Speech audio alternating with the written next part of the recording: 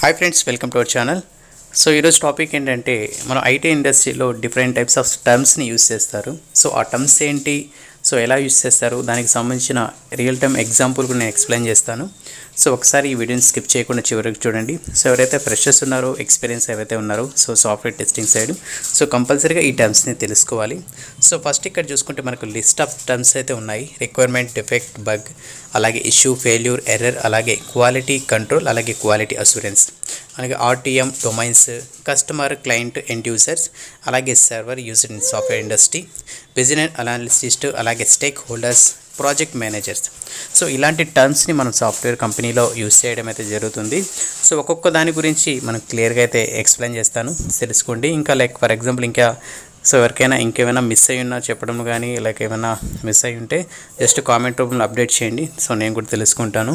So one by one చూద్దాం ఇక్కడ మనం. సో రిక్వైర్మెంట్ అంటే సింపుల్గా చెప్పాలంటే ఏదైనా ఒక సాఫ్ట్వేర్ని డెవలప్ చేయాలంటే బేస్డ్ ఆన్ ద రిక్వైర్మెంట్ని బేస్ చేసుకొని మనం డెవలప్ చేస్తాము. సో రిక్వైర్మెంట్ మనం ఎక్కడి నుంచి తెచ్చుకుంటామంటే కస్టమర్ నుంచి లేదా క్లయింట్ నుంచి మనం రిక్వైర్మెంట్ తీసుకుంటాం. సో రిక్వైర్మెంట్ అంటే like based on the application యొక్క ఇన్ఫర్మేషన్. సో ఎలాంటి అప్లికేషన్ కావాలి, సో ఎలా యూస్ చేస్తాము, సో ఎలాంటి టెక్నాలజీ యూస్ చేస్తాము, సో అలా దాని యొక్క ఎక్స్పెక్టేషన్స్ ఏంటి, సో ఇవన్నీ క్లియర్గా ఎండ్ టు ఎండ్ దానికి సంబంధించిన బిహేవియర్ని కానీ, ఒక స్ట్రక్చర్ని కానీ, సో దానికి సంబంధించిన ఇన్ఫర్మేషన్ కానీ తెలుసుకోవడాన్ని రిక్వైర్మెంట్ అంటారు. So based on the requirement developers ఏం చేస్తారు, కోడ్ రాసి డెవలప్ చేస్తారు. So next based on the requirement testing team jump చేసి దాని మీద టెస్ట్ చేయడం అయితే జరుగుతుంది.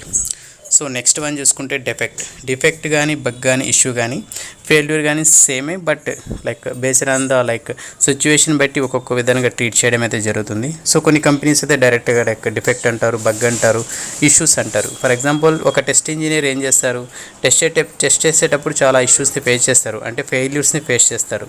సో ఫెయిల్యూర్స్ వచ్చినప్పుడు లైక్ మనం ఈజీగా లైక్ ఏం చేస్తాం, ఒక బగ్ని క్రియేట్ చేస్తాం, దాన్ని డిఫెక్ట్ అంటాము, ఇష్యూస్ అంటాము.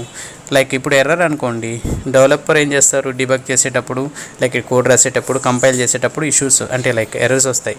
సో వాటిని ఎర్రర్గా ట్రీట్ చేస్తారు. ఇష్యూస్ అంటే లైక్ సాఫ్ట్వేర్ రిలేటెడ్గా, అలాగే మనకి డిఫెక్ట్ అంటే సాఫ్ట్వేర్లో మనకి ఫంక్షనాలిటీ బేస్ చేసుకొని, ఇంకా లైక్ ఫెయిల్యూర్స్ అంటే మనకు హార్డ్వేర్ రిలేటెడ్, అలాగే సిస్టమ్ రిలేటెడ్ ఇష్యూస్.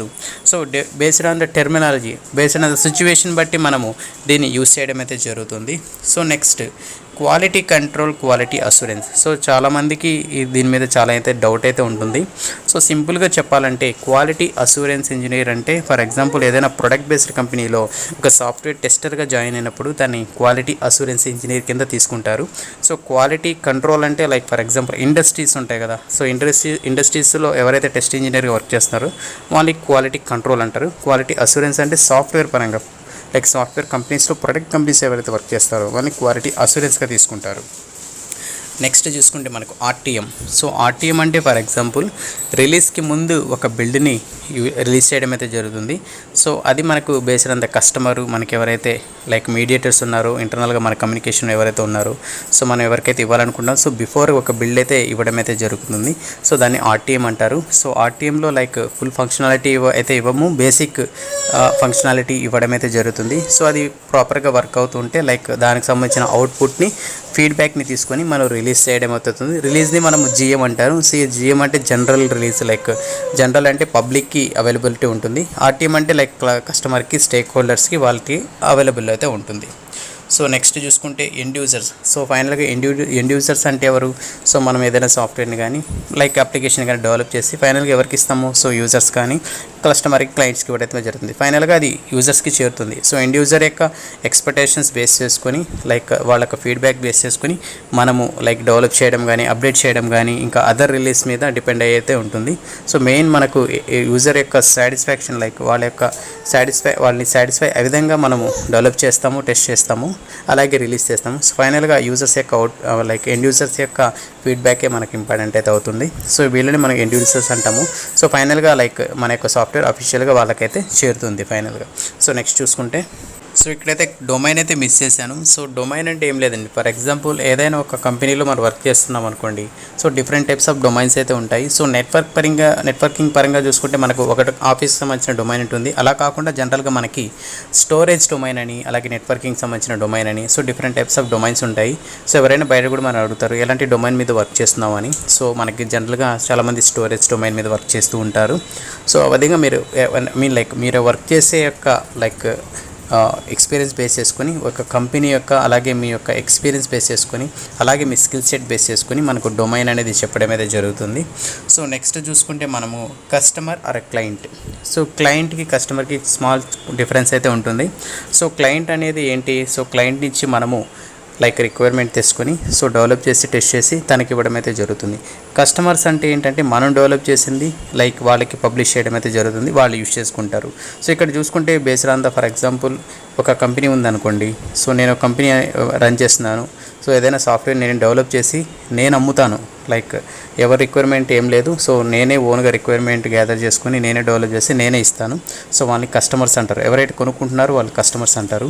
సో అలా కాకుండా నేను ఒక కంపెనీ ఉంది కదా, సో వేరే వాళ్ళు వచ్చి ఒక సాఫ్ట్వేర్ డెవలప్ చేసి నాకు ఇవ్వు అంటే సో వాళ్ళ నుంచి ఇన్పుట్స్ తీసుకుని రిక్వైర్మెంట్ తీసుకుని నేను డెవలప్ చేసి వాళ్ళకి ఇవ్వడం అయితే జరుగుతుంది. ఇక్కడ ఏం చేస్తారు, క్లయింట్ అనే అతను ప్రాజెక్ట్ వర్క్ ఇస్తాడు. సో మనం అతనికి రిటర్న్ ఇవ్వడం అయితే జరుగుతుంది. సో కస్టమర్స్ అంటే మనమే డెవలప్ చేసి మనమే అతనికి ఇవ్వడం అయితే జరుగుతుంది.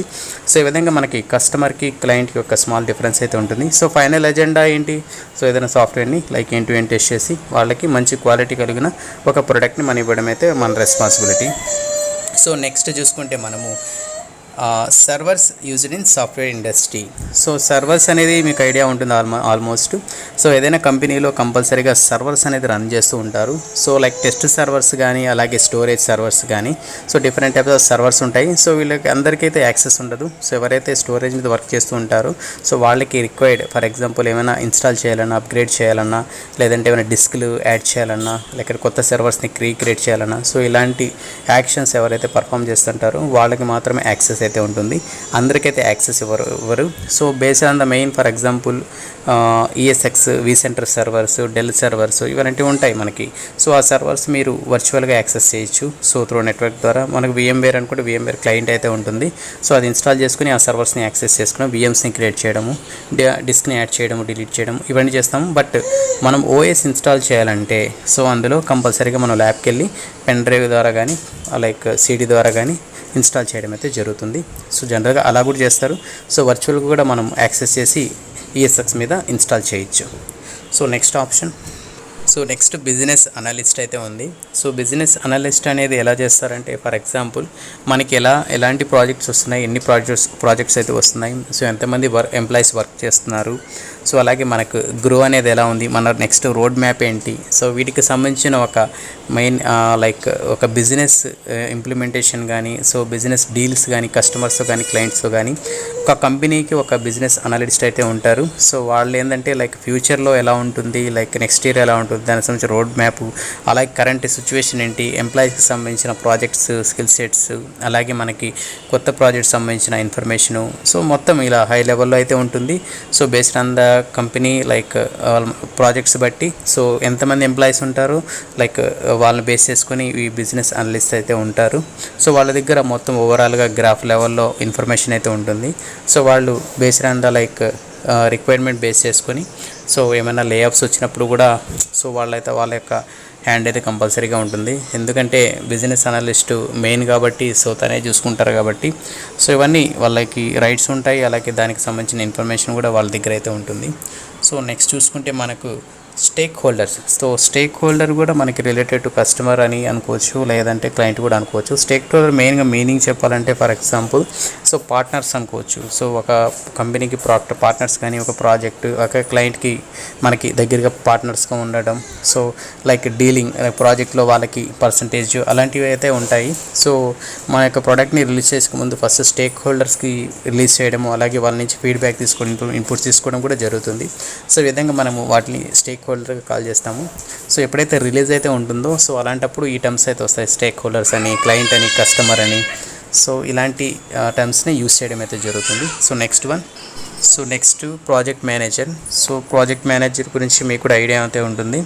సో ప్రాజెక్ట్ మేనేజర్ ఏం చేస్తారు, ఫర్ ఎగ్జాంపుల్ ఏదైతే ప్రాజెక్ట్స్ కొత్తగా వస్తారో సో వాటి గురించి డిస్కస్ చేస్తారు. అలాగే క్లయింట్ డిస్కషన్ ఉంటుంది, కస్టమర్స్ కూడా డిస్కస్ చేస్తుంటారు. అలాగే రిక్వైర్మెంట్ గ్యాదర్ చేయడము, సో దాన్ని హై లెవెల్లో అర్థం చేసుకోవడము, సో దానికి సంబంధించిన టీమ్ని కానీ అలాగే ఆ టీమ్ని లైక్ స్కిల్ సెట్ ఎవరు కానీ అలాంటి ఇన్ఫర్మేషన్ ఇంటర్నల్గా వాళ్ళు గ్యాదర్ చేసుకుని సో క్లయింట్ కూడా అప్డేట్ చేస్తూ ఉంటారు. ఫర్ ఎగ్జాంపుల్ టైం లైన్స్ కానీ ఎప్పుడు స్టార్ట్ చేస్తారు, ఎప్పుడు ఎండ్ స్పెండ్ అవుతుంది, సో ఎలాంటి టెక్నాలజీ యూస్ చేస్తారు, సో దీనికి ఎలా టీం ఫామ్ అవుతుంది, ఎంత బడ్జెట్ అలొకేట్ చేస్తారు, సో ఎంత టీం ఉంది, సో ఇలాంటి హై లెవెల్లో వీళ్ళకి ప్రాజెక్ట్ మేనేజర్ దగ్గర ఇన్ఫర్మేషన్ అయితే ఉంటుంది. సో ఏదైనా మన ప్రాజెక్ట్ని డెవలప్ చేసిన తర్వాత ఫస్ట్ మనము ఎక్స్ప్లెయిన్ చేస్తాము, సో ఎలా వర్క్ అవుతుంది, ఎక్స్పెక్టేషన్స్ ఏంటి అని. సో ఇందులో ఏమైనా డిజైన్ లెవెల్ చేంజెస్ వచ్చినా కూడా మనం ప్రొడక్ట్ మేనేజర్కి ఇన్ఫామ్ చేస్తాము. సో ఎందుకంటే తన యొక్క ఫీడ్బ్యాక్, తన యొక్క లైక్ ఐడియాస్ బేస్ చేసుకొని మనం రిలీజ్ చేయడమా లేదంటే ఫిక్స్ చేయడమా, సో మనము డైరెక్ట్గా మనం క్లయింట్తో ఎప్పుడు కమ్యూనికేట్ అవ్వలేము. సో జస్ట్ స్టేటస్ మాత్రం చెప్పగలం. బట్ హై లెవెల్లో ఒక ప్రొడక్ట్ మేనేజర్ మాత్రమే దాంతో ఇంటర్నల్గా డిస్కస్ చేసుకొని, సో వీక్లీ కానీ మంత్లీ కానీ వాళ్ళతో ఇన్ఫామ్ చేసి మన యొక్క ప్రాజెక్ట్ యొక్క స్టేటస్ని ఎండ్ టు ఎండ్ తెలపడం అయితే జరుగుతుంది. సో ఈ విధంగా మనం ప్రాజెక్ట్ సంబంధించిన ఇన్పుట్స్ని ప్రొడక్ట్ మేనేజర్ ద్వారా తెలుసుకుంటాము, సో హై లెవెల్లో. సో ఇది ఫ్రెండ్స్ జనరల్గా మనము సాఫ్ట్వేర్ ఐటీ ఇండస్ట్రీలో యూస్ చేసే టర్మ్స్. సో ఇంకేమైనా మిస్ అయినా, ఇంకేమైనా యాడ్ చేయాలన్నా జస్ట్ కామెంట్ రూపంలో చెప్పండి, సో నేను కూడా తెలుసుకుంటాను.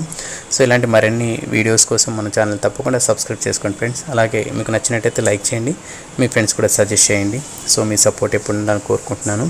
సో నెక్స్ట్ వీడియోలో మళ్ళీ కలుద్దాం. అంతవరకు keep smiling, have a nice day.